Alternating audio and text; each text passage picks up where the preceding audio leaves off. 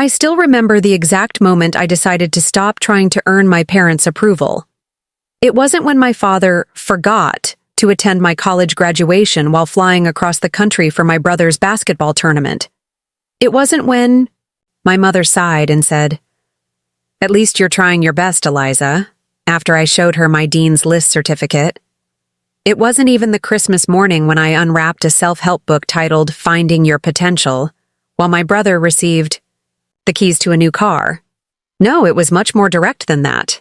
It was the day I overheard my parents at their 30th anniversary dinner, crystal glasses clinking as my father leaned toward my mother and whispered, "Before we jump back in, tell us where you're tuning in from, and if this story touches you, make sure you're subscribed because tomorrow I've saved something extra special for you." If only Eliza had half of Daniel's drive, we wouldn't have to worry about supporting her forever. My mother's response cut deeper. "I've accepted that every family has its disappointment. At least we have Daniel to make up for it." I stood frozen behind the ornate column of the restaurant, clutching the surprise bouquet I'd brought to their celebration, the words hitting me like physical blows. The disappointment. Not a disappointment. The disappointment.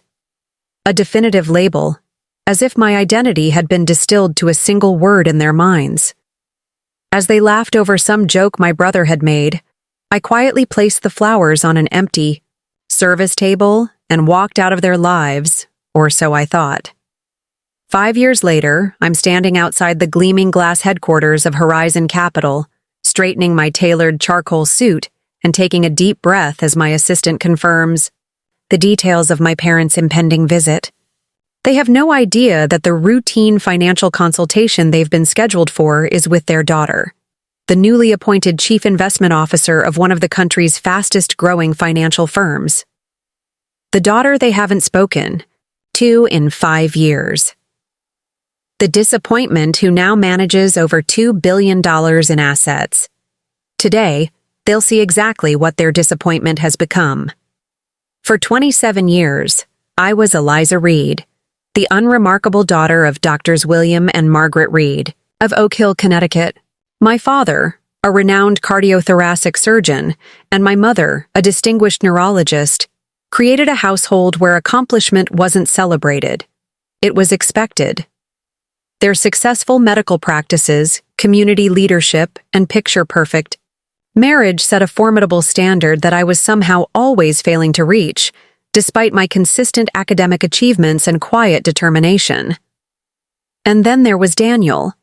My brother, 3 years younger, seemed to emerge from the womb with our parents' unquestioning adoration. His natural athleticism, easy charm, and decision to follow our parents into medicine cemented his position as the family's crowning achievement. Where I was overthinking things, Daniel was analytical. Where I was too sensitive, Daniel was emotionally intelligent. Where I was playing it safe, Daniel was focused on what matters. Our childhood home, a sprawling colonial with pristine white columns and meticulously maintained gardens, was a showcase for Daniel's trophies, medals, and certificates. My own achievements, writing awards, math competition placements, academic honors were acknowledged with distracted nods and quickly forgotten. "That's nice, Eliza," became the refrain of my youth, usually followed by, "Did you hear about your brother's latest accomplishment?" I traced the pattern back to when I was 12 and announced I wanted to study business instead of medicine. The disappointment in my father's eyes was palpable. "Business is for people who can't handle the rigor of medical science," he said dismissively. My mother added, "It's just about making money, Eliza. We raised you to have more substance than that." The irony wasn't lost on me that 2 physicians with vacation properties, luxury vehicles, and country club memberships were dismissing the pursuit of wealth as somehow beneath them. Their wealth was acceptable because it was a byproduct of their noble profession. My interest in finance was crass, unworthy of the Reed family legacy.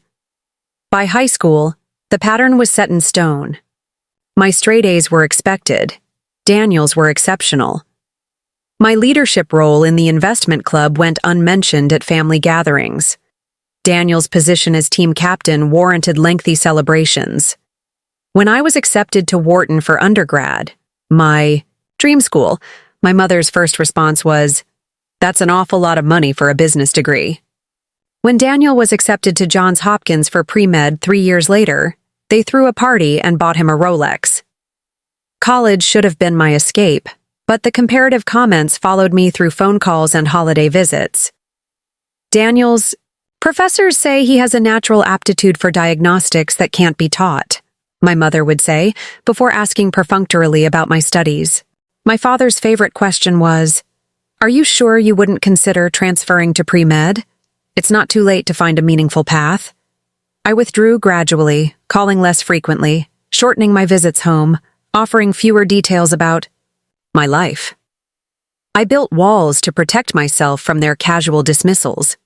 I stopped seeking their approval and instead channeled my energy into proving to myself that my chosen path had value.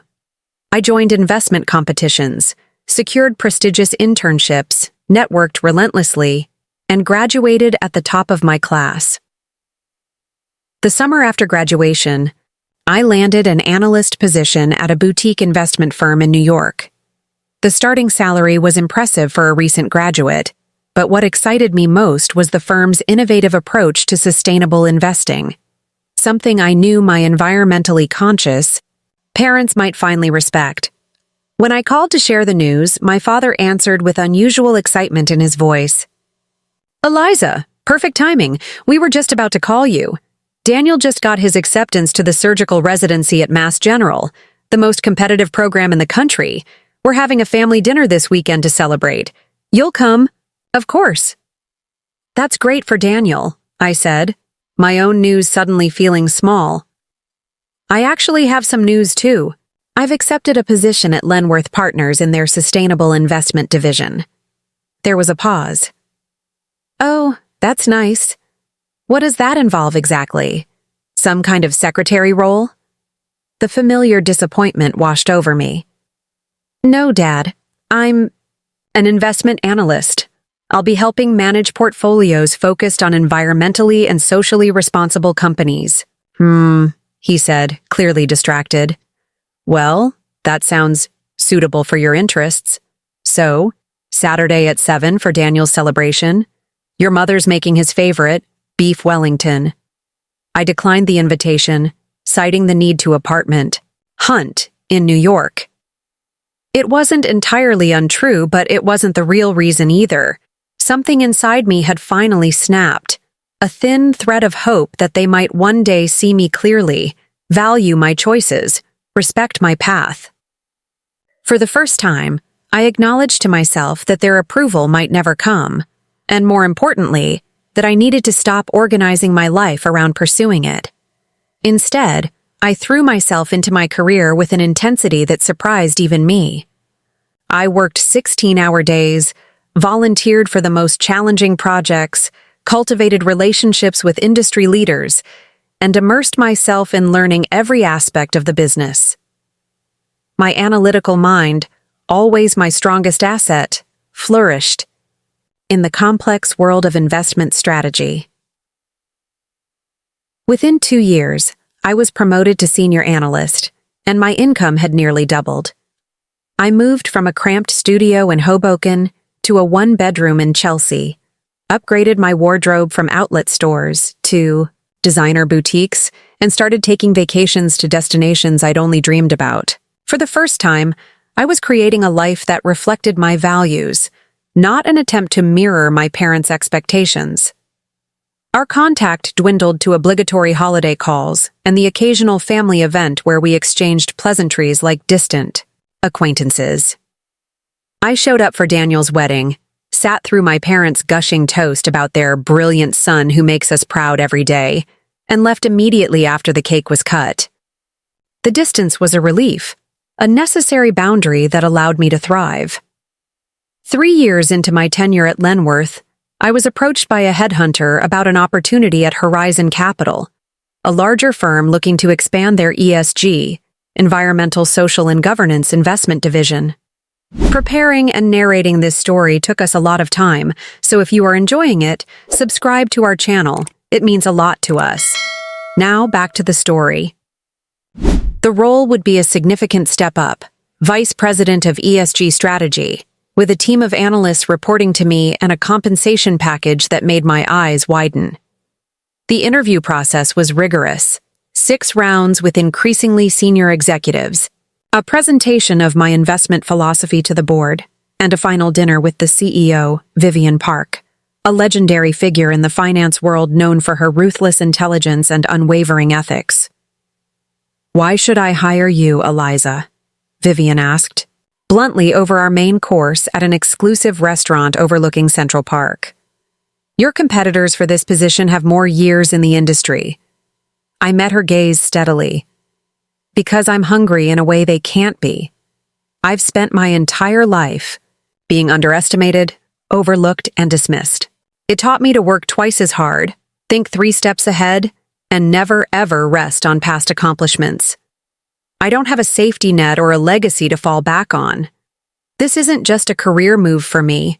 It's the validation of a path I chose despite everyone telling me it wasn't worthwhile." Vivian studied me for a long moment, then nodded once. I recognized that hunger. I had it too. She raised her glass. "Welcome to Horizon Capital." My first 2 years at Horizon were transformative. Under Vivian's mentorship, I refined my investment strategies, expanded my network exponentially, and helped grow our ESG portfolio from $400 million to over $1.2 billion. My team's performance consistently outpaced market benchmarks, attracting attention throughout the industry and bringing in high-profile clients who specifically requested to work with me. I bought a sleek condo in Tribeca, started building my own art collection, and was featured in a Wall Street Journal article on rising stars in sustainable finance. The photo accompanying the article showed me in my office, the Manhattan skyline visible through floor-to-ceiling windows behind me. I looked confident, polished, successful, worlds away from the uncertain young woman desperate for parental approval. My parents never mentioned the article. Whether they hadn't seen it or chose not to acknowledge it, I didn't know. Our contact had dwindled to almost nothing. A terse exchange of text messages on birthdays, a brief call at Christmas. I told myself it didn't matter anymore, that I'd moved beyond needing their recognition. Most days I almost believed it. Then came the announcement that changed everything. At 32, I was being promoted to Chief Investment Officer, becoming the youngest person and only the second woman to hold the position in the firm's 40-year history. The promotion came with a corner office, a 7-figure base salary, substantial equity in the firm, and a level of influence I had once only dreamed about. The night of the announcement, Vivian hosted a celebration at her penthouse apartment. As champagne flowed and New York's financial elite congratulated me, she pulled me aside onto her private terrace. "You've exceeded every expectation I had for you, Eliza," she said, uncharacteristically warm. "Your parents must be bursting with pride." I took a long sip of champagne before responding. "They don't actually know." Vivian's perfectly shaped eyebrows rose in surprise. "You haven't told them you're now one of the most powerful investment executives under 40? I shrugged, trying to appear nonchalant. "We're not close. They've never understood or valued what I do. In their world, if you're not saving lives in an operating room, you're not doing anything worthwhile." "What a remarkably limited perspective," Vivian said dryly. She studied me for a moment. "You know, I had a similar situation with my father. He wanted me to take over his hardware store chain, thought finance was a flash-in-the-pan career, refused to acknowledge my success for years." She swirled her champagne thoughtfully. "Then I had to step in to help when his business was failing. Seeing my expertise applied to save his legacy changed everything between us." "That's a nice story," I said. "But I'm not sure there's a parallel here. My parents aren't in financial trouble. They're quite comfortable and have their retirement well planned." "Are you certain about that?" Vivian asked with a strange emphasis. That made me pause. "What do you mean?" Your family name came up in a rather interesting context recently. The Reed Family Foundation was flagged in our risk assessment department when we were considering taking on a new healthcare investment. Fund as a client? My heart skipped a beat. The Reed Family Foundation was my parents' philanthropic project, primarily funding medical research and scholarships. Flagged for what? Significant losses through a series of questionable investments over the past 2 years, Vivian said. The fund manager they trusted, Bradley something, has been making increasingly risky bets to cover earlier losses. Classic pattern of someone getting in over their head and trying to trade their way out of trouble. I felt suddenly cold despite the warm evening. How significant are the losses?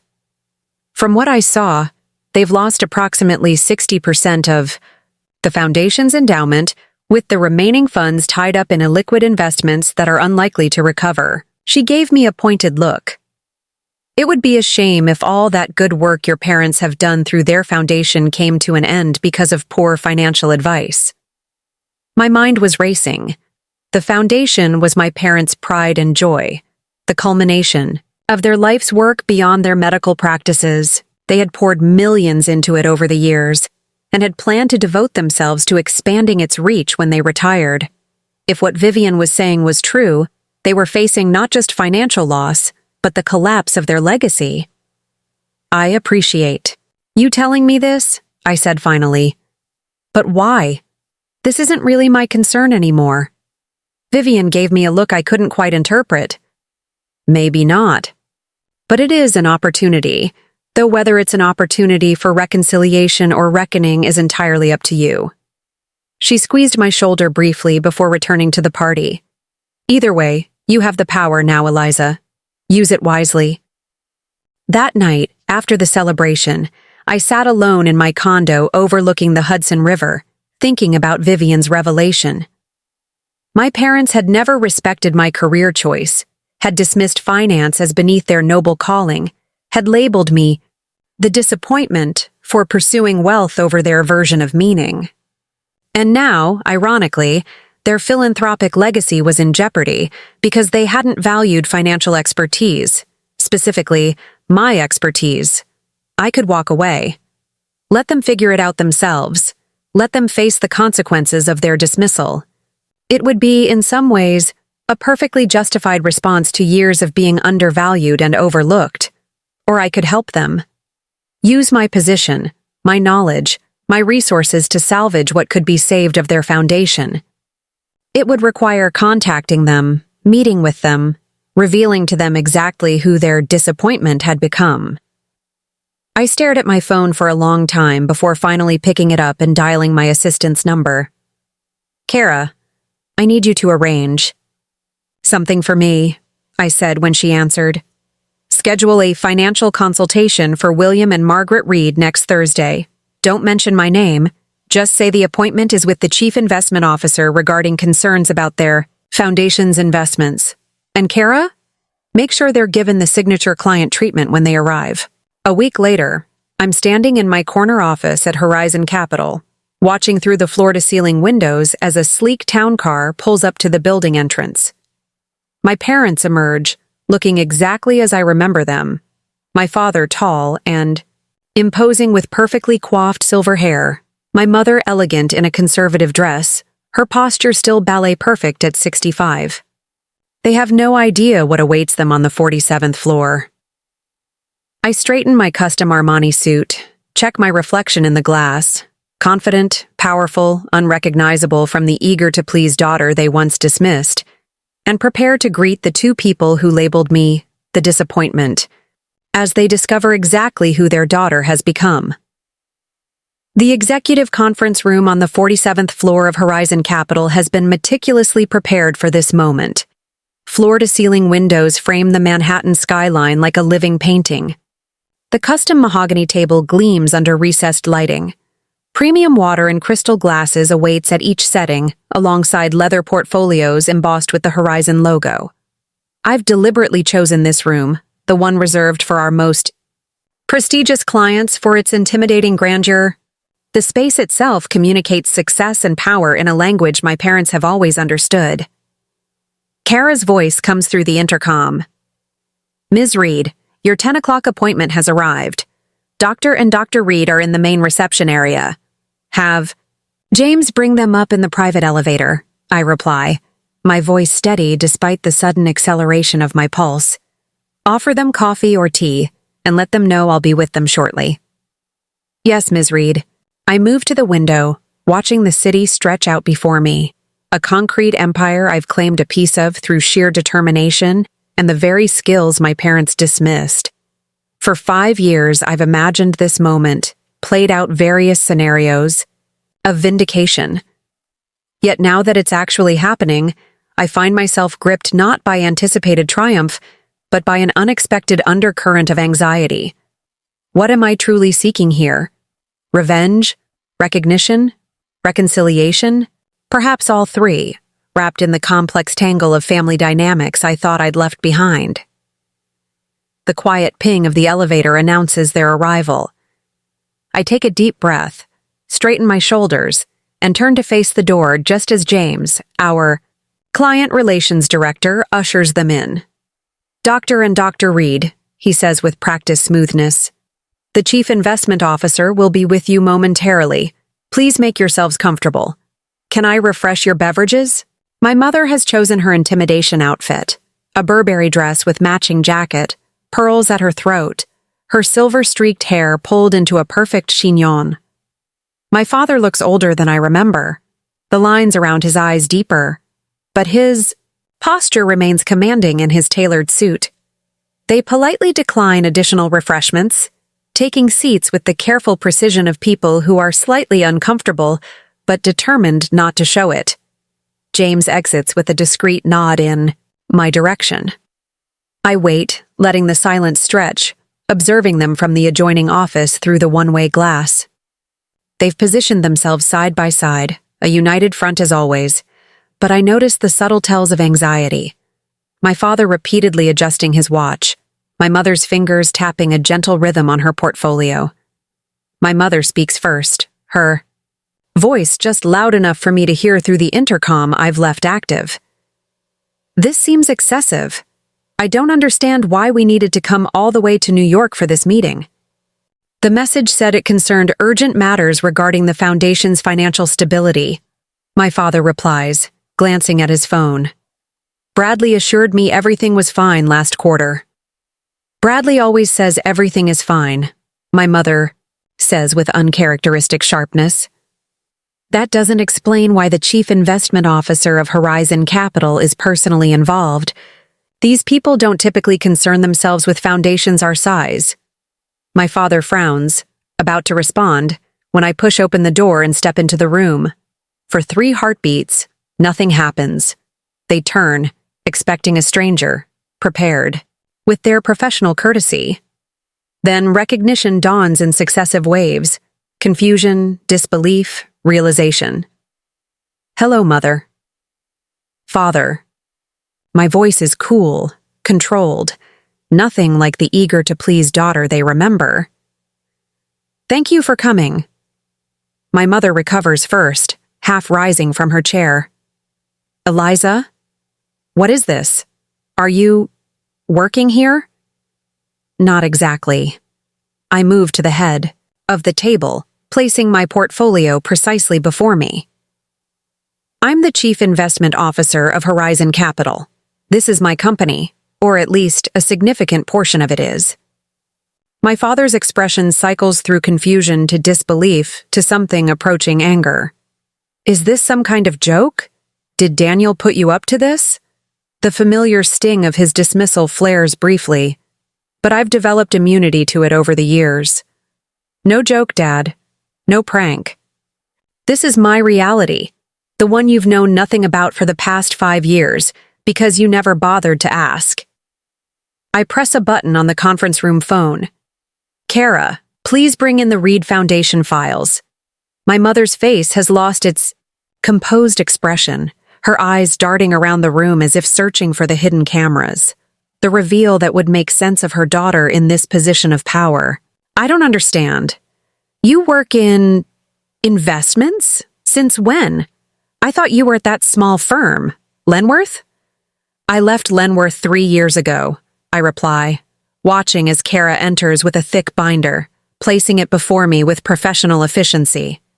I've been at Horizon since then, working my way up from Vice President of ESG Strategy to my current position, which I assumed last month. Chief Investment Officer, my father repeats, as if testing whether the title might crumble upon closer examination. That's unexpected. Yes, I imagine it would be, given your persistent certainty that I was destined for mediocrity. I open the binder, revealing the comprehensive analysis our team has prepared on the Reed Family Foundation's financial situation. But we're not here to discuss my career trajectory.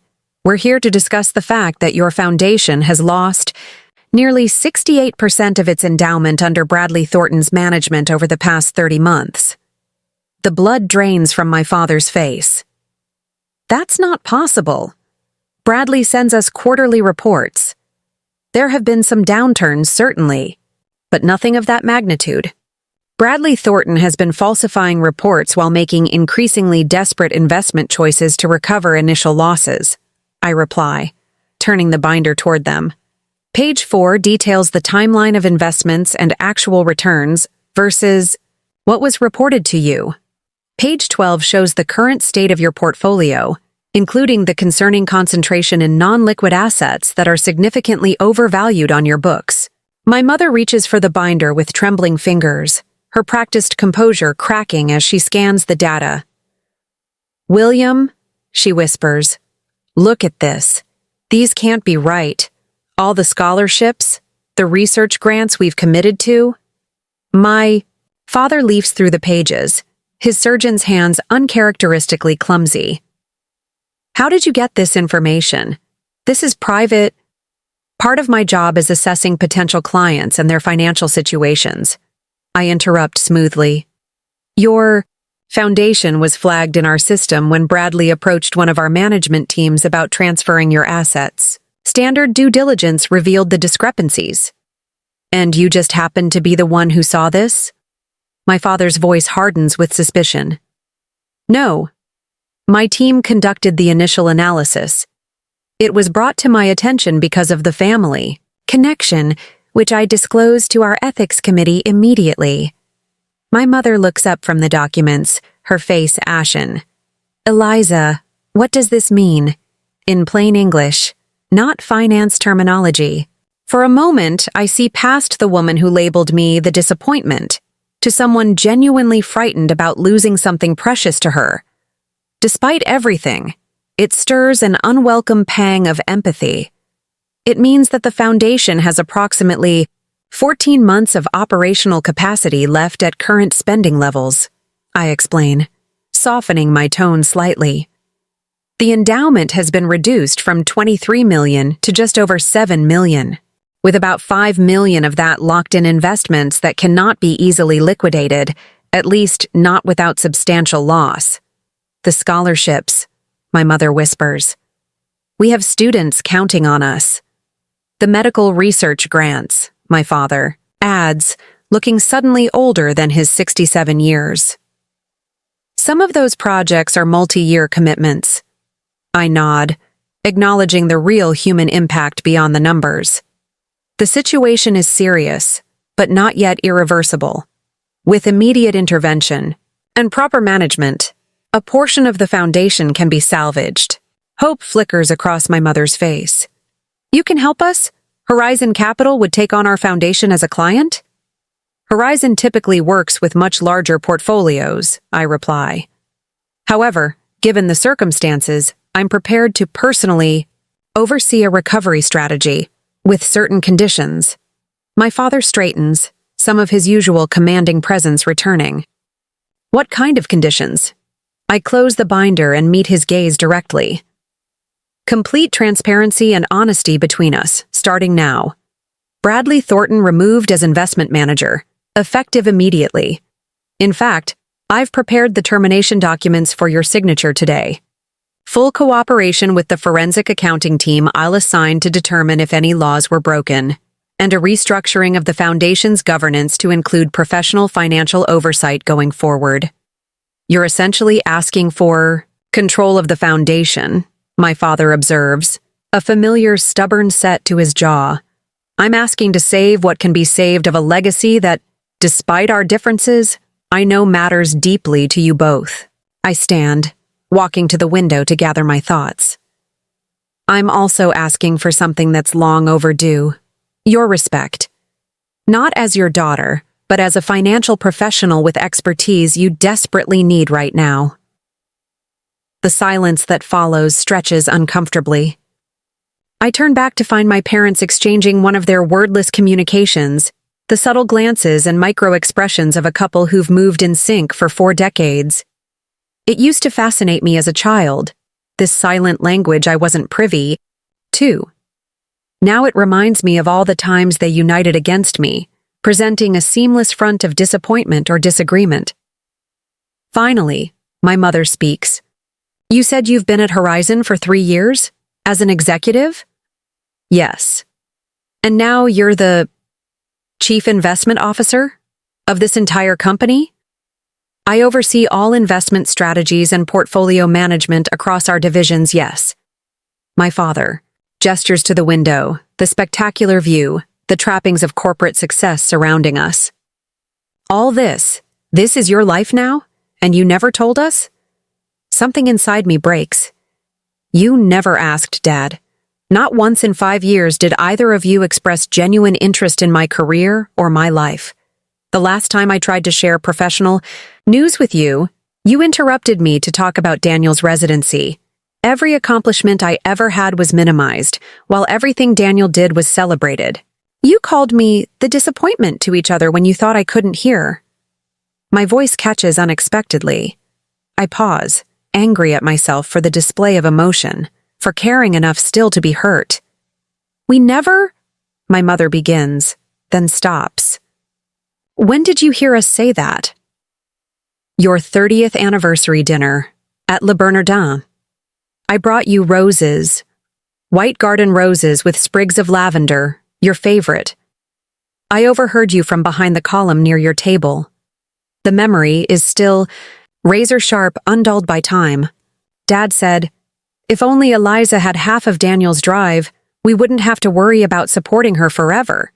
And you replied, I've accepted that every family has its disappointment. At least we have Daniel to make up for it. My mother's hand flies to her mouth. Eliza, I never would have. Don't. I cut her off sharply. Don't deny it. I heard you clearly. Those exact words. My father looks genuinely stricken, an expression I've rarely seen on his confident face. We had no idea you were there. Would it have mattered if you did? Would you have chosen different words or just made sure I couldn't hear them? Neither. Answers, which is answer enough. I take a steadying breath. I've spent most of my life trying to earn your approval, measure up to your expectations, be worthy of the Reed name. It took overhearing those words to finally understand that nothing I did would ever be enough because you'd already decided who I was. The disappointment. Not because of my achievements or my character, but because I chose a different path than the one you prescribed. I turn again to the window, needing the moment to compose myself. Below, Manhattan continues its relentless pace, people rushing between meetings, taxis jockeying for position, the commerce of the city pulsing like a heartbeat. I've found my place in this rhythm, carved out a life and identity separate from my parents' expectations. The realization steadies me. The irony isn't lost on me, I continue, turning back to face them, that after dismissing my career choice as beneath the family dignity, you now need exactly the expertise you belittled. But this isn't about proving you wrong or exacting some kind of revenge. The foundation does good work. It helps people. I'm offering my help because despite everything, I still care about that legacy. My father's expression has shifted from shock to something more complex, a mixture of regret and pride that I've never seen directed at me before. You've done very well for yourself, Eliza. Better better than I imagined. This isn't just doing well, Dad. I gesture to the room around us. I'm one of the youngest chief investment officers on Wall Street. I manage over $2 billion in assets. The profile in last month's Financial Times called me the new face of ethical investing. This isn't a lucky break or a participation trophy. This is excellence by any metric, including yours. My mother has been unusually quiet, studying me with newfound awareness. Your suit, she says suddenly. It's Armani, isn't it? The new collection. And that watch, that's a Cartier. Leave it to Margaret Reed to notice the status symbols first. Yes, I can afford nice things now. How much? My father begins, then stops himself, seemingly embarrassed by the directness of the question he was about to ask. I answer anyway. My base salary is $1.2 million annually, with performance bonuses that typically double that. I hold equity in the firm valued at approximately $14 million at current valuation. My apartment in Tribeca is worth just under $5 million. Does that satisfy your curiosity about the financial details of my life, Dad? He has the grace to look embarrassed. I didn't mean. It's fine. I wave away his protest. Money is what you want to know about, and it's relevant to our current situation. You need to understand that I'm not just offering amateur financial advice. I have the resources and expertise to genuinely help the foundation, if you'll let me. My mother stands abruptly, moving to the window to stand beside me. For a long moment, she says nothing, just looks out at the city spread before us. Then, almost tentatively, she places her hand on my arm. I don't know when I stopped seeing you, Eliza. Really seeing you. Her voice is soft, vibrating with an emotion I can't quite identify. Somewhere along the way, I developed a fixed idea of who you were, and I stopped looking for evidence that contradicted it. That was unforgivably poor observation on my part, especially from someone who prides herself on diagnostic excellence. The unexpected vulnerability catches me off guard. In 32 years, I've never heard my mother admit to being wrong about anything substantive. My father joins us at the window, his reflection in the glass showing an uncharacteristic uncertainty. Your mother and we had very specific ideas about success, about the right path. We imposed those on you, and when you chose differently, I, reacted poorly. He pauses, seeming to struggle with the words. I don't remember saying what you heard that night, but I won't deny it either. It sounds like something I might have said then. I was wrong. Clearly, profoundly wrong. The words I've wanted to hear for so long now hang in the air between us, and I find myself unexpectedly unsure how to respond. Part of me, the wounded daughter who fled that restaurant 5 years ago, wants to reject this belated acknowledgement as too little, too late. Another part recognizes the rarity of William Reed admitting a mistake, understands the effort it cost him to stand here in my domain, humbled by circumstances and my unexpected success. Before I can formulate a response, there's a gentle knock at the door, and Kara appears with a tablet in hand. I'm sorry to interrupt, Ms. Reed, but your 11 o'clock conference call with the Tokyo team is starting in 5 minutes, and Mr. Winters asked me to remind you about the Bloomberg interview at 1. Thank you, Kara. Please let Mr. Winters know I'll be ready for the interview, and ask Naomi to start the Tokyo call without me. I'll join when I can. Kara nods and withdraws, leaving a changed atmosphere in her wake. The brief interruption, the reminder of my professional responsibilities, the deference from my staff, seems to solidify for my parents the reality of my position in a way that words alone couldn't accomplish.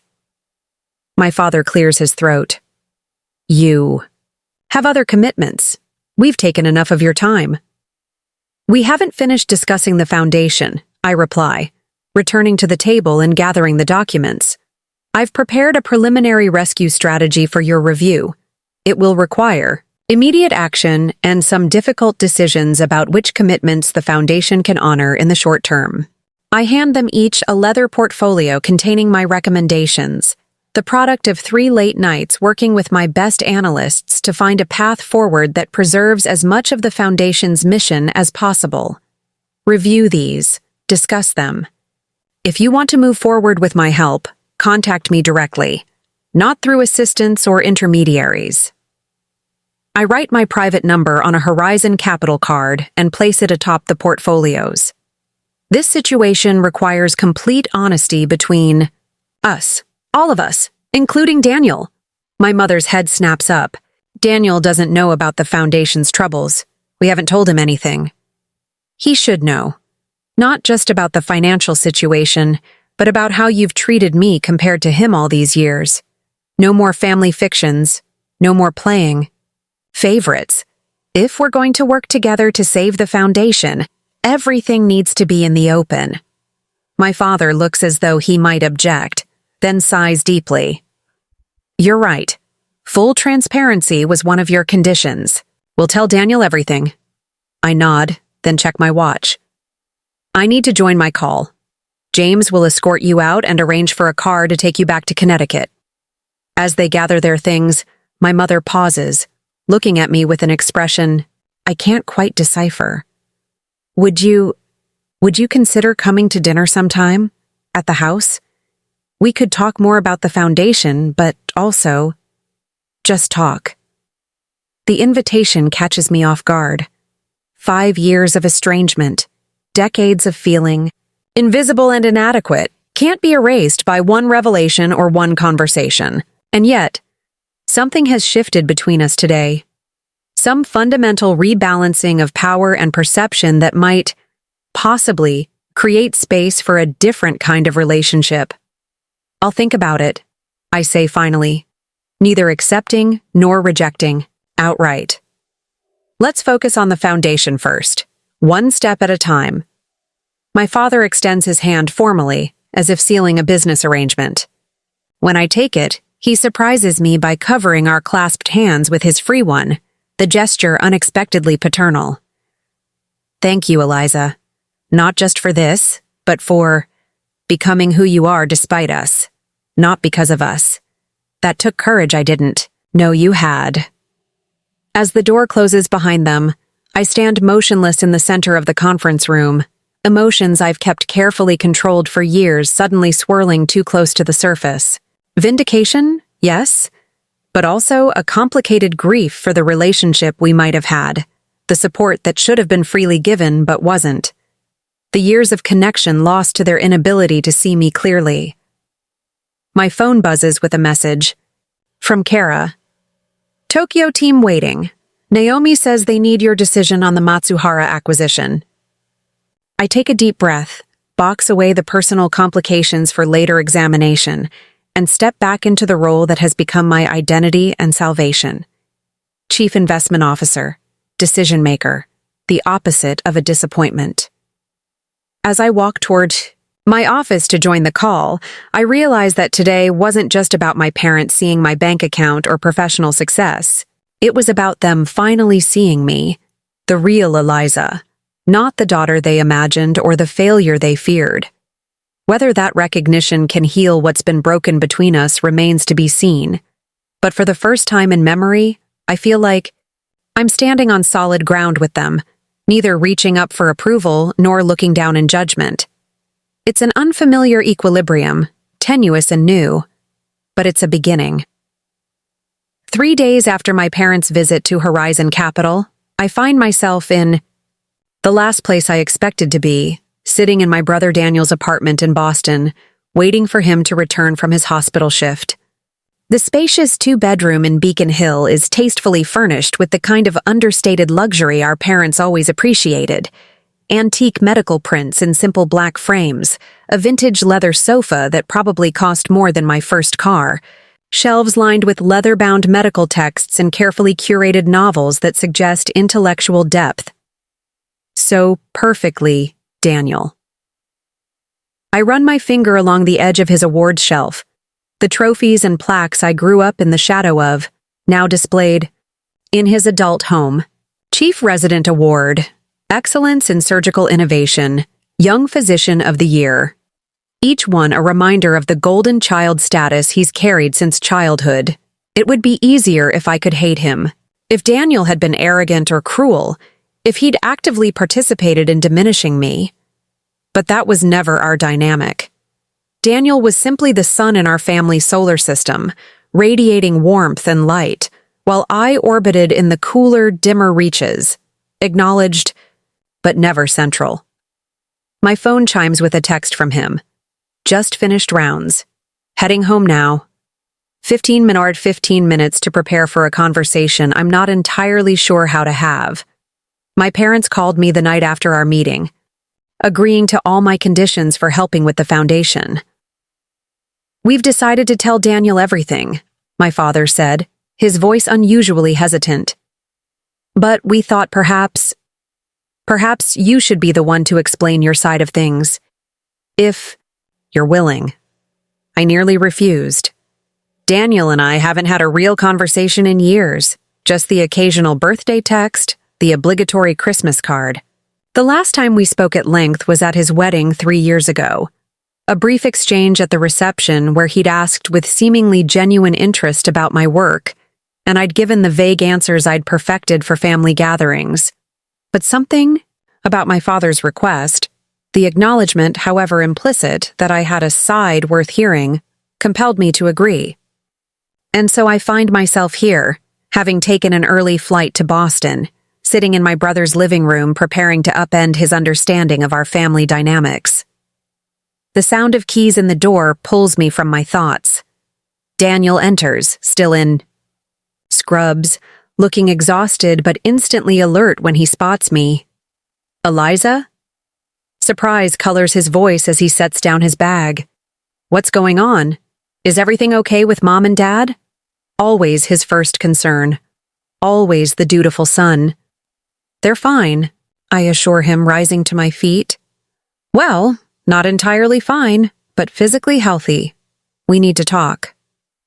He studies me for a long moment, his physician's gaze taking in details I didn't intend to reveal, the tension in my shoulders, the careful composure of my expression. Let me change, he says finally. Make yourself comfortable. There's wine. In the fridge if you want some. 10 minutes later, he returns in jeans and a Harvard Medical School sweatshirt, looking more like the brother I grew up with than the distinguished surgeon he's become. He pours us each a glass of wine and sits, across from me, waiting. When's the last time you spoke with Mom and Dad? I begin, taking a small sip of the excellent Cabernet. Sunday night, our weekly call. He frowns slightly. They seemed distracted but didn't mention anything unusual. What's this about, Eliza? I take a deep breath. The Reed Family Foundation is in serious financial trouble. They've lost almost 70% of the endowment through mismanagement and possibly fraudulent activities by their investment manager. Daniel sets down his glass, his expression shifting to alarm. That's not possible. They would have told me. They didn't know themselves until 3 days ago. I was the one who discovered the problems and informed them. His confusion deepens. You? How would you? He stops, reassessing me with a new wariness. Eliza, what aren't you telling me? Quite a lot, apparently. I can't keep the edge from my voice. Just like they've kept quite a lot from you about me, about our family dynamics, about the way they've viewed and treated me compared to you my entire life. Daniel leans back, defensive now. If this is about childhood resentments, this isn't about sibling rivalry, I interrupt sharply. This is about the fact that our parents have systematically diminished and dismissed me while elevating you, to the point where they referred to me as the disappointment, when they thought I couldn't. Here, the words hang between us. Daniel's face cycles through disbelief, denial, then a dawning recognition that suggests this isn't entirely surprising to him. I'm the chief investment officer at Horizon Capital, I continue, watching his expression. carefully. One of the youngest in the firm's history. I discovered the foundation's financial problems when their investment manager tried to move their assets to one of our funds, triggering a standard due diligence review. Daniel stares at me. You're the CIO of Horizon Capital? Since when? I thought you worked at some small financial firm. I've been at Horizon for 3 years. I was promoted to CIO last month. I meet his gaze steadily. Does that surprise you, Daniel? That your disappointing sister could achieve something like that? He flinches at my tone. I never thought you were disappointing, Eliza. But you knew they did. It's not a question. The slight shift in his eyes confirms it. You knew how they compared us, how they minimized everything I accomplished while celebrating your every achievement. You knew, and you never said anything. Daniel runs a hand through his hair, a gesture so familiar from our childhood that it momentarily disorients me. What was I supposed to say? Tell our parents they were playing favorites? They would have denied it. They probably didn't even realize they were doing it. They realized. My voice hardens with certainty. Mom admitted as much when I confronted them. They had a fixed idea of who I was and stopped looking for evidence that contradicted it. Their words, not mine. He's silent for a long moment, processing. So you told them about your job? Your success? I showed them. They came to my office thinking they were meeting with an anonymous CIO about their foundation. Imagine their surprise when that person turned out to be their disappointment of a daughter. A small smile tugs at his lips before he can suppress it. I bet Dad nearly had that heart attack he's always claiming you'll give him. When I don't return the smile, he sobers. Sorry, not funny. It's just, I can picture their faces. It wasn't about shocking them, Daniel. It was about finally being seen. I lean forward, needing him to understand. Do you have any idea what it's like to work your way to the top of your field, to manage billions in assets, to be featured in the Financial Times as a rising star, and have your own parents not even know or care what you do? The smile fades completely from his face. No, he admits quietly. I don't. I've never lacked for their attention or approval. I knew they were harder on you, but I didn't understand the extent of it. Of course you didn't. You were wrapped in their admiration, insulated from the reality of how they treated me. I set my barely touched wine on the coffee table. They need my help now.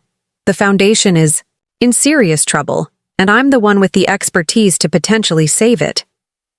I've agreed to try, but only if they come clean about everything, including how they've treated me compared to you all these years. Daniel absorbs this, his surgeon's analytical mind visibly processing the implications. Is that why you're here? Because they asked you to tell me? Partly. But also because I realized something needed to change between us, too. I meet his eyes directly. We were close once, before their comparative treatment created this chasm. I missed having a brother, Daniel. Something softens in his expression. I missed having a sister. He hesitates, then adds, I tried to reach out a few times over the years, but it always felt like you were keeping me at a distance. I assumed you were just busy with your life, or maybe that you resented me. I did resent you, I admit, the honesty easier than I expected. Not for their favoritism, that wasn't your fault, but for your blindness to it, for accepting their narrative about me, for never challenging them when they dismissed my choices or minimized my achievements. He winces, acknowledging the truth of it. You're right. I should have said something. I didn't want to rock the boat. It was easier to go along with their expectations, to play the role they assigned me. The golden child, I say. Not unkindly. The dutiful son, he counters. Following the prescribed path, medicine like them, surgery like Dad, the right schools, the right specialty, the right wife from the right family. He reaches for his wine, taking a longer sip. Did you ever wonder if I envied your courage? Your willingness to break away? To choose your own direction despite their disapproval? The question catches me off guard. In all my years of feeling overlooked and undervalued, I'd never considered that Daniel might have envied my independence. I assumed you were perfectly content being their pride and joy, I admit. Most of the time I was, he says, with a self-awareness that surprises me. The approval feels good. The pride in their voices when they introduce me as our son, the surgeon. But there's a weight to it, too. The constant pressure to maintain the pedestal they've put me on. The fear of disappointing them if I ever questioned the path they'd chosen for me. I find myself reassessing not just our relationship, but my understanding of his experience within our family. Daniel hadn't just been the favored child. He'd been the one carrying the full weight of our parents' expectations, a different kind of burden than mine, but a burden nonetheless. Did you ever want to do something else? Besides medicine? I ask, genuinely curious now. He smiles ruefully. Architecture. I was good at it in high school, won a statewide competition junior year. Dad called it a nice hobby and reminded me that real reads save lives, not design buildings. I remember that competition vaguely, another trophy on his shelf that I'd resented without knowing the complicated feelings behind it. For what it's worth, I say quietly, I think you would have made an excellent architect. And I always knew you'd excel in finance, he replies. Even when we were kids, you understood money in a way that was almost intuitive. Remember when you turned your $10 allowance into $30 by investing in Mom's garden club? Buying wholesale seeds and selling them at retail to her friends? I laugh, surprised he remembers. Dad called it mercenary and made me donate the profits to charity, while simultaneously bragging about your business acumen to his golf buddies, Daniel adds. That was their pattern, criticizing you to your face while privately acknowledging your talents. This is new information, another piece of the complicated puzzle of my relationship with our parents. They talked about me positively to others? Daniel nods. More than you'd think. Dad would mention your academic achievements to his colleagues. Mom kept that article from your college newspaper about the investment competition you won pinned to her office bulletin board for months. I struggle to reconcile this with my experience of their persistent dismissal. Why couldn't they show that pride to me? I think... Daniel pauses, choosing his words carefully. I think they were genuinely worried about your future. They didn't understand your world, your ambitions. Medicine was safe, familiar. Your path wasn't. Their criticism was partly fear disguised as disapproval. That doesn't excuse it, I say, but without the heat that would have accompanied those words days ago. No, it doesn't, he agrees. They failed you, Eliza. Failed to see you, to support you, to celebrate who you actually are instead of mourning who they wanted you to be. The simple acknowledgement, the validation of my experience from the person who benefited most from our parents' unequal treatment, releases something tight and painful in my chest. Thank you for saying that. He reaches across the coffee table to squeeze my hand briefly. Thank you for coming here, for giving me the chance to understand. He releases my hand and leans back. Now tell me about the foundation. How bad is it really? I shift into professional mode, outlining the extent of the financial damage, the misleading reports, the concerning irregularities in the investment, patterns. Daniel listens intently, asking intelligent questions that remind me he's not just a surgeon, but a Reed, raised with the same analytical thinking that has served me well in finance.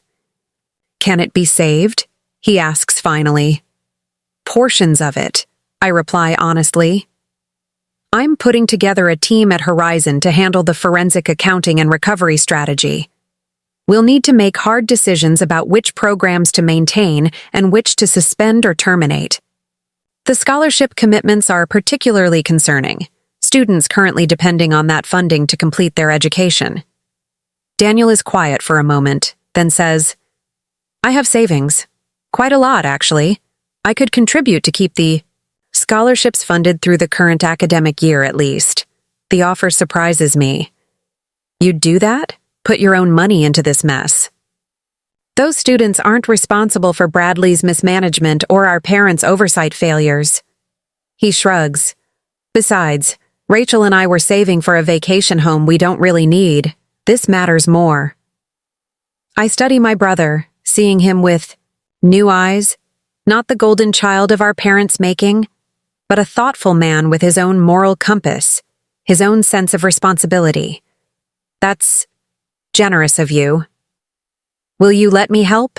He asks, with an earnestness that reminds me of our childhood, before competition and comparison complicated our relationship.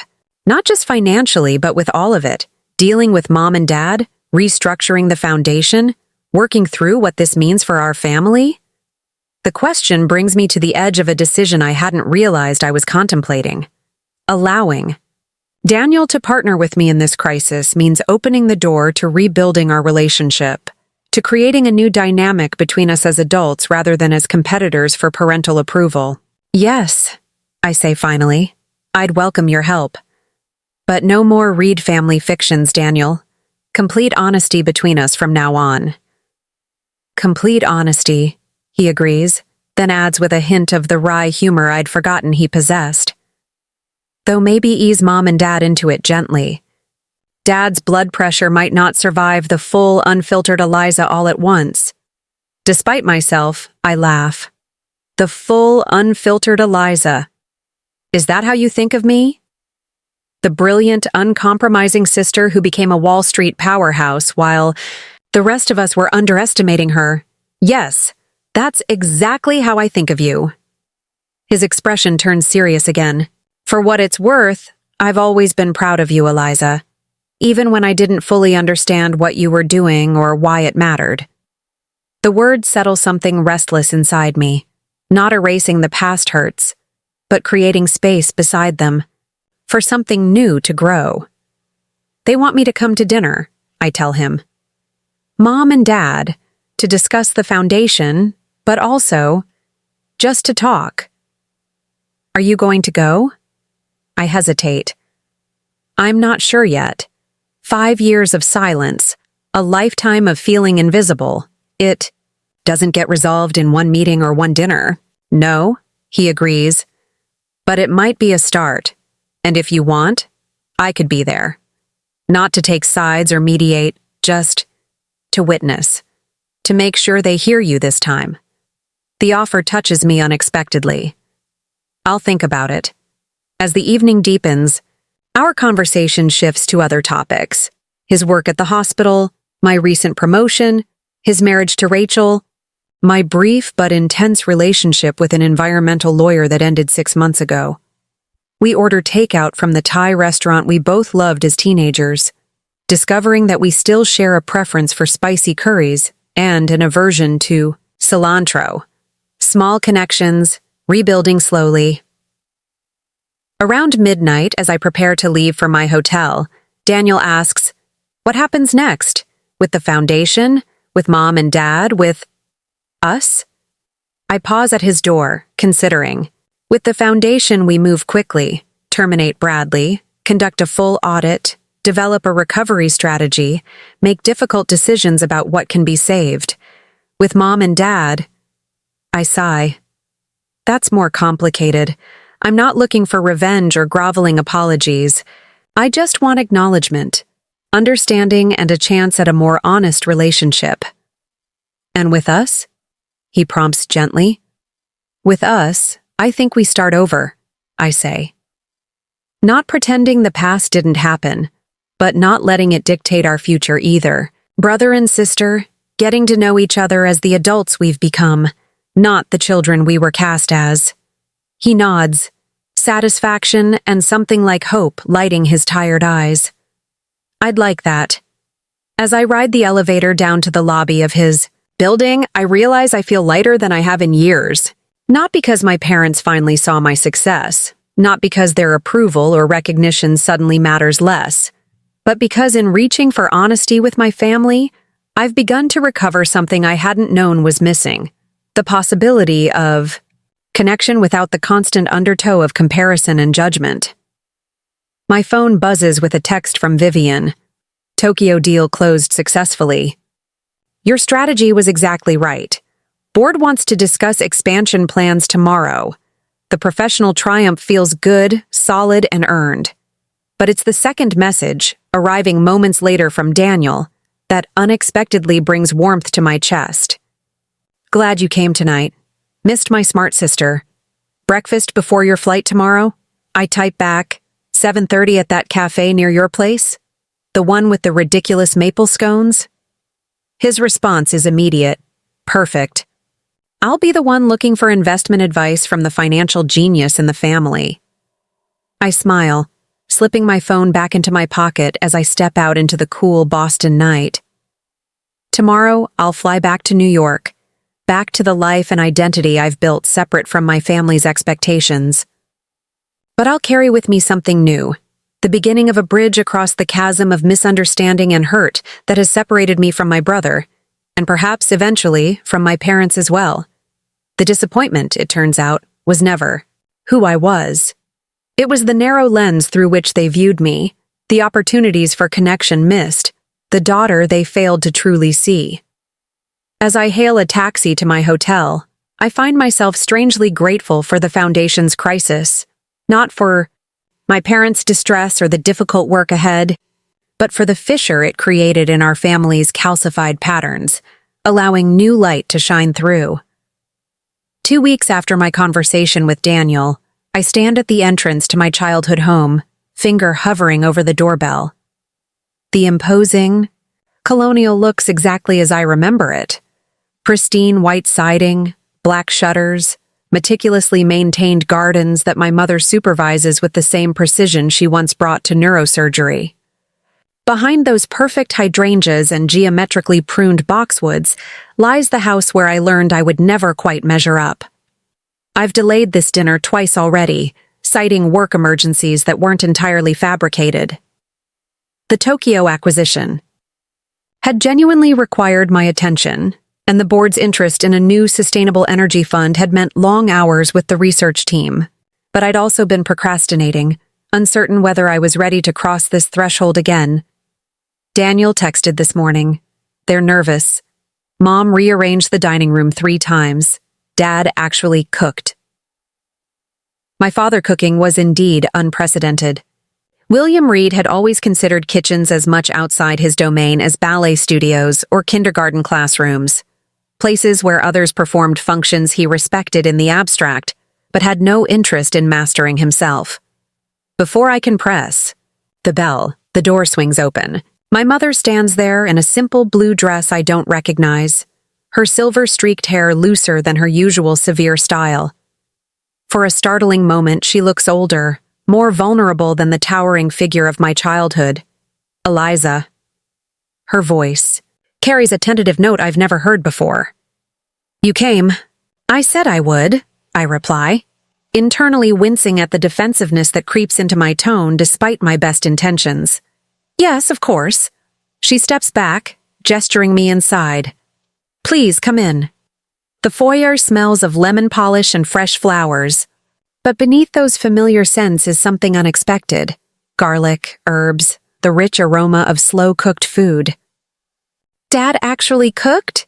I ask, unable to keep the skepticism from my voice as I hand her the bottle of wine I've brought.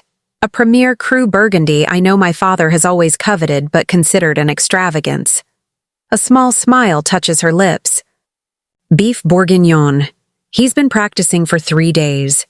Mrs. Abernathy next door called yesterday to ask if everything was all right.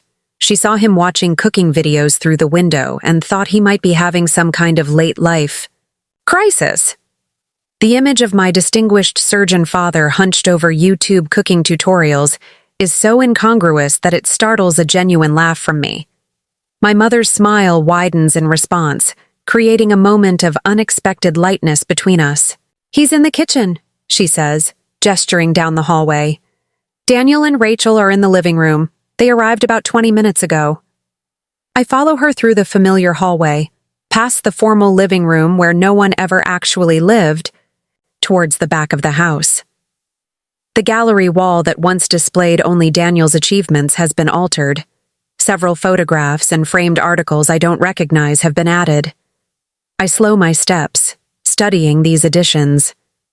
There I am, at my college graduation, mortarboard slightly askew, grinning at the camera. A framed article from the Wharton School newspaper about the investment competition I'd won junior year. A more recent photograph from the charity gala Horizon sponsored last winter. Me in a midnight blue gown speaking at the podium. And most, surprisingly, the Financial Times profile my mother had claimed not to have seen, professionally framed and prominently displayed. When did you add these? I ask, unable to keep the surprise from my voice. My mother glances at the wall, a flush of color rising to her cheeks. Last week. They weren't new. We had them, just not displayed. Her admission hangs in the air between us, an uncomfortable truth. We should have had them up all along. I don't have a good explanation for why we didn't. Before I can respond, to this unexpected acknowledgement, Daniel appears from the living room, crossing the hallway to wrap me in a brief hug. You made it, he says with evident relief. I was starting to think you'd invented another crisis at work. The crises are real, I reply, returning his hug somewhat awkwardly. This new physical ease between us still feels unfamiliar after years of distance. The timing might occasionally be strategic. He grins, appreciating my honesty. Well, I'm glad you're here now. Dad's been nervously checking his bourguignon every 5 minutes. Pretty sure he's driving his Gordon Ramsay app to the brink of digital despair. We continue toward the kitchen, the heart of the house that was always my mother's domain, never my father's. The sight that greets us is almost comically incongruous. William Reed, former chief of cardiothoracic surgery at Mass General, wearing an actual apron over his button-down shirt, peering anxiously into a Dutch oven while consulting a tablet, propped against the spice rack. He looks up as we enter, and for a brief moment, I glimpse something I've rarely seen directed at me. Uncertainty, even nervousness. Then his surgeon's composure reasserts itself, though not entirely. Eliza, thank you for coming. He gestures vaguely toward the pot. I thought something special seemed appropriate. The effort behind this gesture, my father stepping entirely outside his comfort zone to create something with his own hands for this dinner, communicates more than any words could. Still, I maintain my emotional distance, not yet ready to fully lower my guard. It smells wonderful, I offer, a small concession. Relief flickers across his face. Your mother tells me you brought wine. A burgundy would pair perfectly. Dinner unfolds with a strange blend of formality and tentative warmth. Rachel, Daniel's wife, whom I barely know, turns out to be unexpectedly perceptive and kind, smoothing over awkward pauses with gentle conversational redirection. My father's bourguignon is surprisingly good, not restaurant quality, but made with evident care and attention to detail. The same precision that made him an excellent surgeon apparently transfers reasonably well to following complex recipes. We carefully navigate neutral topics through the first course: my new apartment's renovation, Daniel and Rachel's plans to expand their urban garden, a mutual college acquaintance who recently published a book. It's only when my father serves the main course that he clears his throat and addresses the elephant in the room. I've prepared the documents you requested, Eliza. The Foundation's complete financial records, board meeting minutes, correspondence with Bradley Thornton, everything. He gestures toward his study. They're ready for you to review after dinner. Thanks. You, I reply, appreciating his businesslike approach to this part of our interaction. My team at Horizon has already begun preliminary analysis based on the electronic records you provided, but the complete documentation will help us develop a more comprehensive recovery strategy. My mother sets down her fork, her food barely touched. Is it as bad as you initially thought? In some ways worse, I answer honestly. Bradley wasn't just incompetent. He was actively hiding losses while collecting substantial management fees. We found evidence suggesting he was moving foundation money into personal investments. My father's expression darkens. Criminal charges? That will be for the authorities to decide. I've prepared documentation for filing with the SEC and the district attorney's office. It would be best if it came from you, as the foundation's trustees. Daniel leans forward. Eliza's team found something else concerning. Mom, Dad, something you should know about. I shoot him a warning glance. We had agreed to approach this particular discovery carefully, but he gives a slight shake of his head, indicating he believes this is the right moment. My mother looks between us, her expression wary. What is it? I take a deep breath. Bradley made several large transfers to an account associated with Westridge Medical Partners. Are you familiar with this entity? My parents exchange a quick glance before my father answers. It's an investment group that includes several of my former colleagues. They approached us about a potential partnership with the foundation about a year ago, a medical technology venture they claimed would generate significant returns while advancing cardiac care innovations. Did you authorize Bradley to invest foundation funds with them? We approved an initial exploratory investment of $250,000, my mother replies. The proposal was compelling, and many of the physicians involved are people we've known for decades. Bradley. Transferred $1.8 million to Westridge, I say quietly. Far beyond the authorized amount. And Westridge Medical Partners appears to have some serious irregularities in their corporate structure and financial reporting. The color drains from my father's face. Are you saying we've been defrauded? By our own colleagues? I'm saying, we need to investigate further before any conclusions are drawn. But yes, the preliminary evidence suggests your trust may have been exploited by people who counted on your medical expertise blinding you to financial red flags. My father pushes his plate away, appetite evidently gone. I vouched for Bradley, to the board. I brought Westridge's proposal forward based on Peter Kaplan's recommendation. This is my responsibility. Not yours alone, my mother interjects. We made these decisions together.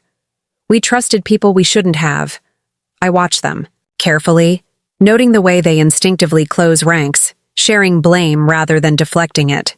It's a dynamic I've seen countless times in their marriage, but usually directed outward, united against criticism from hospital boards, research committees, even other family members. Now they're applying it to their own mistake. Neither one trying to escape responsibility. The foundation can be restructured, I say, softening my tone slightly. But it will be smaller, more focused. You'll need to make difficult decisions about priorities going forward. The scholarships are our first concern, my mother says immediately. We have students counting on that funding. Daniel clears his throat. Rachel and I have discussed this. We'd like to personally fund the existing scholarship commitments through the current academic year. It would give the foundation time to stabilize without abandoning students mid-degree. My parents' surprise at this offer is evident, but it's the flash of pride in my mother's eyes, directed at Daniel, yes, but extending to include me as she glances my way. That catches me off guard. That's extraordinarily generous, my father says, emotion roughening his voice.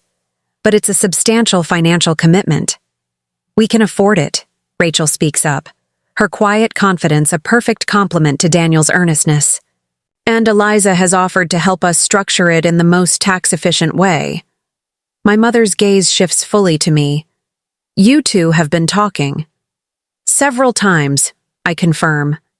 Daniel came to New York last week to meet with my team and review the preliminary strategy we're developing.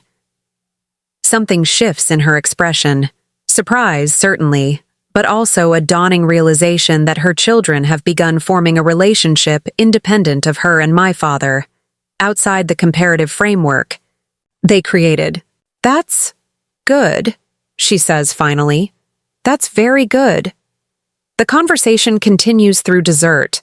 A store-bought cheesecake, my father admits with sheepish honesty, was beyond his newly discovered culinary abilities. We discuss foundation matters. In increasing detail, the board restructuring I've recommended, the more conservative investment approach needed going forward, the legal implications of Bradley's actions. It's only when Rachel and Daniel offer to clear the dishes, tactfully giving me time alone with my parents, that we finally move beyond the foundation to address the more personal aspects of our reunion. My father is the first to speak once we're alone. 5 years ago, you walked out of Le Bernardin and essentially out of our lives. We told ourselves you were just busy, that you needed space, that you'd come back when you were ready. He meets my gaze directly. But that wasn't it, was it? You heard what we said that night. Yes. I see no point in softening the truth. I heard you call me the family disappointment. I heard you say you'd accepted that's who I was. My mother flinches visibly. I have no memory of saying those exact words, though I don't doubt that we said something hurtful. But I need you to know. Her voice catches. Those words, whatever we said, they reflected our fears, not your reality. We were wrong, Eliza. Profoundly, inexcusably wrong. About what specifically? I press, needing clarity, not just generalized remorse. About your potential, my father answers. About your choices, about the path you chose. We measured your decisions against our limited understanding of value and found them wanting, without ever making the effort to truly understand what you were building. We were arrogant, my mother adds softly. We believed our definition of success, our field, our approach, was the only one that mattered. We couldn't see that you were excelling by entirely different but equally valid measures. Their words are gratifying but insufficient. It wasn't just that night, I say. It was a lifetime of subtle dismissals, of minimized achievements, of comparing me unfavorably to Daniel at every turn. It was never being enough no matter what I accomplished. My father nods slowly.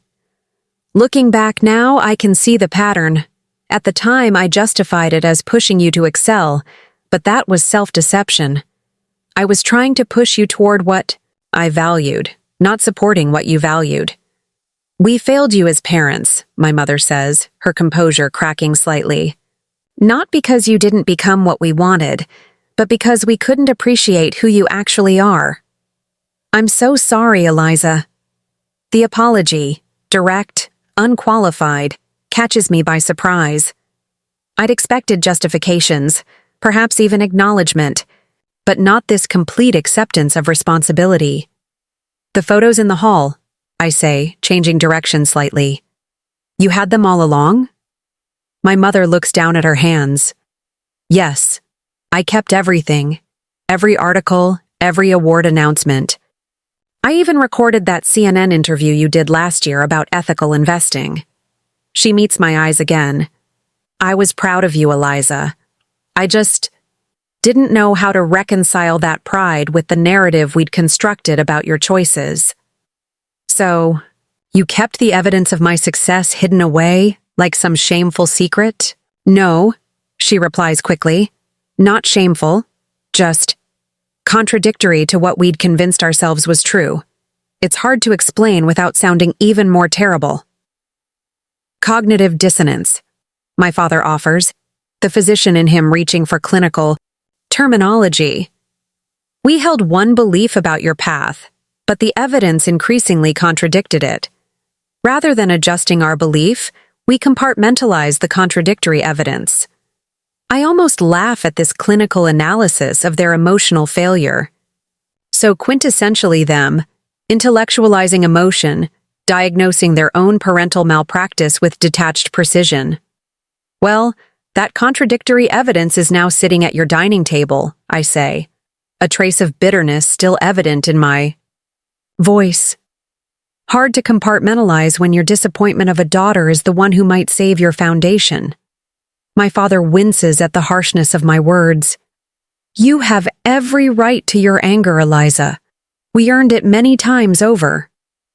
He hesitates, then adds, "But I hope you can believe that while we failed you terribly, we never stopped loving you." The simple declaration, awkward, unembellished but sincere, penetrates my defenses in a way their more eloquent apologies couldn't. William Reed has never been comfortable expressing emotion directly. That he would do so now, without qualification or deflection, communicates more than a more polished sentiment could. "I know that," I admit quietly. "I've always known that. It made the rest harder in some ways. You loved me, but couldn't value me for who I actually am." My mother reaches across the table, not quite touching my hand, but extending her own in a gesture of connection. "Can we try again, Eliza? Not to erase what happened, but to build something new? We're different people now. All of us. You're not the daughter we failed to understand, and we're not the same parents who failed you." The question hangs between us, fraught with decades of complicated history. Part of me, the wounded daughter who overheard that devastating label, wants to reject the overture, to protect myself from future disappointment. But another part recognizes the truth in her words. We have all changed. My success has given me a confidence and security I lacked before. Their humbling has cracked open defensive certainties they once held unquestioned. "I don't know," I answer honestly. "I'm not sure what that would look like, trying again." "Neither do we," my father admits. "But we'd like the opportunity to find out." The vulnerability in his admission, the great William Reed acknowledging uncertainty, is perhaps the strongest evidence that something has fundamentally shifted. From the kitchen comes the sound of gentle laughter. Daniel and Rachel talking, quietly as they finish the dishes. My brother, who is trying to bridge the divide in our family. My professional team at Horizon, working to salvage what can be saved of my parents' foundation. The pieces of a possible reconciliation are taking shape around me, imperfect but real. "Small steps," I say finally. "I'm not ready to just forget everything and start fresh, but I'm willing to see where this goes." Relief washes over their faces, not the full reconciliation they might have hoped for, but more than they perhaps expected. "Small steps," my mother agrees, "and complete honesty between us, as you requested." My father nods his assent, then asks, "Will you tell us about your work? Not the foundation recovery, but what you actually do at Horizon?" I realize we've never properly asked. It's such a simple request, such a basic parental interest, that its absence until now is almost shocking. But rather than focus on what's been missing, I decide to accept what's being offered, an opportunity to be seen, to be known by my parents in a way I never have been before. "All right," I begin, straightening slightly in my chair. Horizon Capital has 3 main divisions. My role as CIO involves oversight of all investment strategies, but my particular focus has been building our ESG portfolio. That's environmental, social, and governance investing. As I explain my work, my passion for sustainable finance, the innovative models my team has developed, I watch my parents' faces carefully. There's no dismissal, no impatience, no subtle comparisons to medicine. Instead, I see what I've always wanted: genuine interest, focused attention, and growing appreciation for the complexity and impact of my chosen field. Later, as Daniel drives me back to my hotel, I'd declined my parents' offer to stay in my old room, not yet ready for that. Level of immersion in the past, he asks, "How was it really?" The conversation after Rachel and I left? I stare out at the familiar streets of my hometown, considering. Imperfect, uncomfortable, but honest, I think. Maybe the most honest conversation we've ever had. "That's something," he offers. "A beginning, at least." "A beginning," I agree, watching the streetlights illuminate then fade, each one a moment of clarity followed by shadow. like this tentative new relationship with my parents, flashes of understanding amid lingering darkness, but moving forward nonetheless. As we pull up to my hotel, Daniel turns to me. You know, when you first told me about your job, about how successful you'd become, I felt this strange mixture of pride and shame. Pride in what you'd accomplished. Shame that I hadn't known. That I'd accepted their narrative about you. We all accepted their narrative in different ways, I reply. You as the golden child, me as the disappointment. Neither was accurate or complete. He nods thoughtfully. Do you think we can create a new narrative now? All of us? I consider his question as I gather my purse, preparing to step back into my separate life, the successful financial executive, distinct from the overlooked daughter, the estranged sister. I think, I say carefully, that narratives evolve when we're brave enough to challenge them. It won't happen overnight. But yes, I think there's a possibility of something different now. As I watch him drive away, I recognize that this wasn't the vindication I once imagined. No dramatic confrontation where my parents recognized their terrible mistake in dismissing me.